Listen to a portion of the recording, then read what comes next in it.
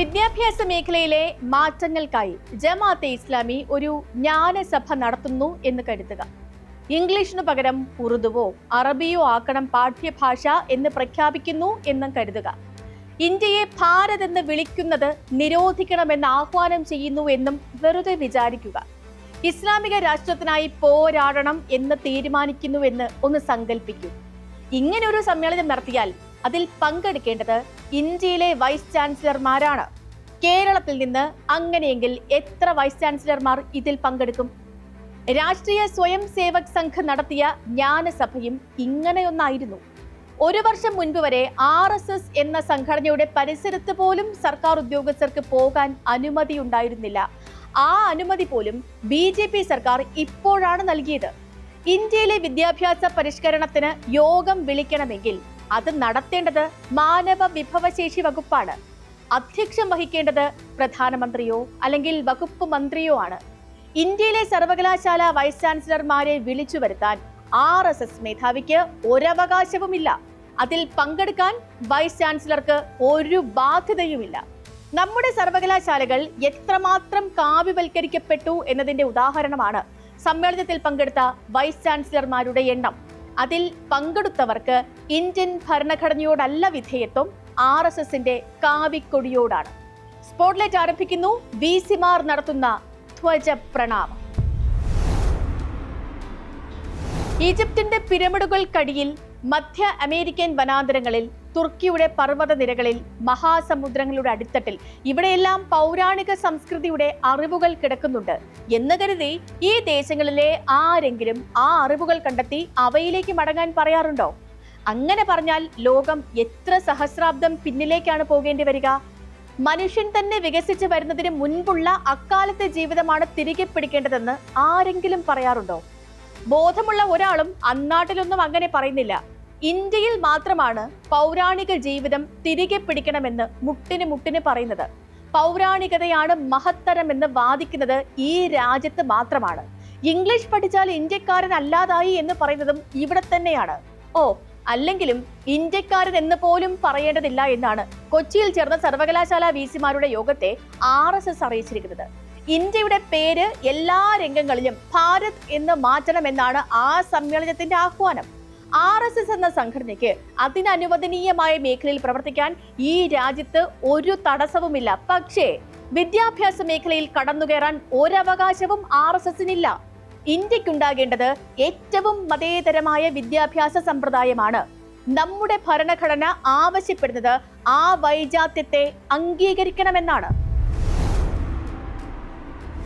കാര്യങ്ങൾ ഇങ്ങനെയൊക്കെ ആയിരിക്കെ ഹിന്ദുരാഷ്ട്ര വിവാദം മുഴക്കുന്ന സംഘടനയ്ക്ക് സർവകലാശാലകളിൽ എന്താണ് കാര്യം? RSSന്റെ കാര്യങ്ങൾ പറയേണ്ടത് ശാഖകളിലാണ്. അത് കേൾക്കാൻ പോയിരിക്കേണ്ട പ്രചാരകന്മാരല്ല വൈസ് ചാൻസലർമാർ.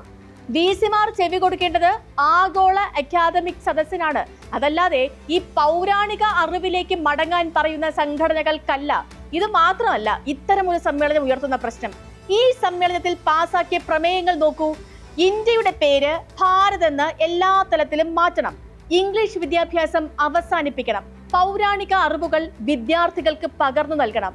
സംഘപരിവാർ സംഘടനയായ ശിക്ഷ സംസ്കൃതി ഉത്ഥാൻ ന്യാസാണ് ഈ പരിപാടി സംഘടിപ്പിച്ചത്.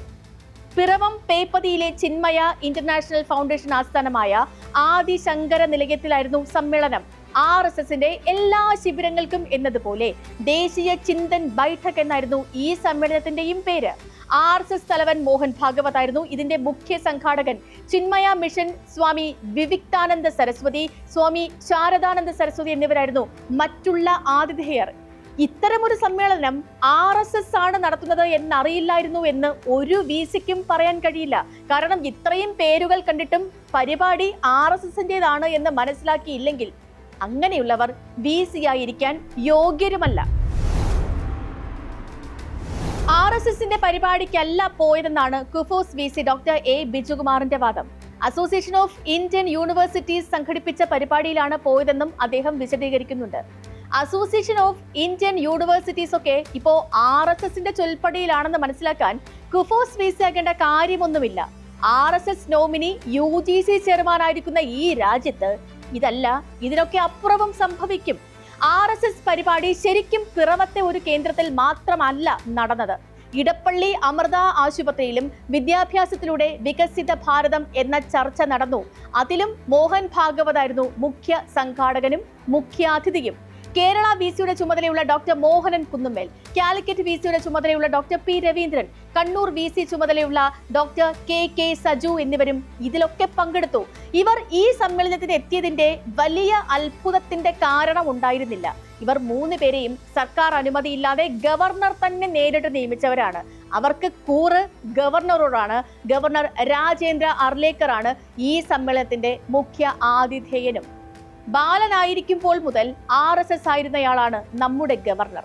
ആ ഗവർണർ ഒരു പരിപാടി സംഘടിപ്പിക്കുന്നുണ്ട് എങ്കിൽ അത് മോഹൻ ഭാഗവതിന്റെ നിർദ്ദേശപ്രകാരം തന്നെയായിരിക്കണം. അങ്ങനെ ഒരു സമ്മേളനത്തിന്റെ ഭാഗമാവുകയായിരുന്നു കേരളത്തിൽ നിന്നുള്ള ഈ 4 VCമാരും. അവർ പങ്കെടുത്തത് RSSന്റെ പരിപാടിയിലാണ്. വിധേയത്വം കാണിച്ചത് മോഹൻ ഭാഗവതിനോടുമാണ്.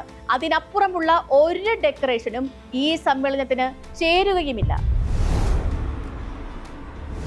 കേരളത്തിലെ സർവകലാശാലകളിൽ പകുതിക്കടുത്ത് വിദ്യാർത്ഥികൾ ഹിന്ദുക്കളല്ല, ഹിന്ദു രാഷ്ട്രവാദത്തെ പിന്തുണയ്ക്കുന്നവരുമല്ല. അങ്ങനെ ഒരു സവിശേഷ ആവാസ വ്യവസ്ഥയുള്ള കേരളത്തിലെ 4 സർവകലാശാല വൈസ് ചാൻസലർമാരാണ് RSS പരിപാടിയിൽ പങ്കെടുത്തത്. കേരള, കാലിക്കറ്റ്, കണ്ണൂർ സർവകലാശാലകൾ എന്നാൽ ഈ കേരളത്തിലെ അക്കാദമിക് സമൂഹത്തിന്റെ 70% അധികം വരും. അത്രയും വിദ്യാർത്ഥികൾക്ക് മുന്നിലാണ് VCമാർ ഇങ്ങനെ ഞെളിഞ്ഞിരുന്നത്. നമ്മുടെ വിദ്യാഭ്യാസ സമ്പ്രദായത്തിന്റെ തന്നെ കടയ്ക്കൽ കത്തിവയ്ക്കുന്നതാണ് ആ നടപടി. നമ്മുടെ കലാശാലകൾ സെക്യുലർ ആയില്ലെങ്കിൽ പിന്നെ എന്താണ് ഇവിടെ നിന്നും നമ്മളൊക്കെ പ്രതീക്ഷിക്കേണ്ടത്? ഇംഗ്ലീഷ് മാറ്റി ഒരു മനുഷ്യരും സംസാരിക്കാത്ത സംസ്കൃതത്തെ മൂലഭാഷയായി പ്രതിഷ്ഠിക്കണോ? സിലബസ് മുഴുവൻ വേദങ്ങളും പുരാണങ്ങളും മാത്രമാകണോ? ചരിത്രത്തിൽ നിന്ന് മുഗളന്മാരെയും ബ്രിട്ടീഷുകാരെയും ഫ്രഞ്ചുകാരെയും പോർച്ചുഗീസുകാരെയും എല്ലാം എടുത്തു കളയണോ? അവരുടെ ഭരണകാലങ്ങളെല്ലാം ശൂന്യമാക്കി ഇടണോ?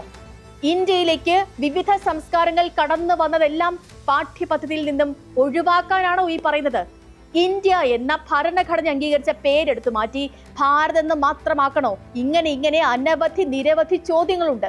നിങ്ങൾ എന്തൊക്കെ യോഗത്തിന് പോയാലും കേരളത്തിന് മതേതരമായ ഒരു മനസാക്ഷിയുണ്ട്. അതിന് ഇതുവരെയും ഒരു കോട്ടവും സംഭവിച്ചിട്ടില്ല എന്നാണ് കന്യാസ്ത്രീമാരെ അറസ്റ്റ് ചെയ്തപ്പോഴുള്ള പ്രതികരണങ്ങളൊക്കെയും തെളിയിക്കുന്നത്. സ്പോട്ട്ലൈറ്റിനെ മറ്റൊരു വിഷയമായി നാളെ വീണ്ടും ഇതേ സമയം.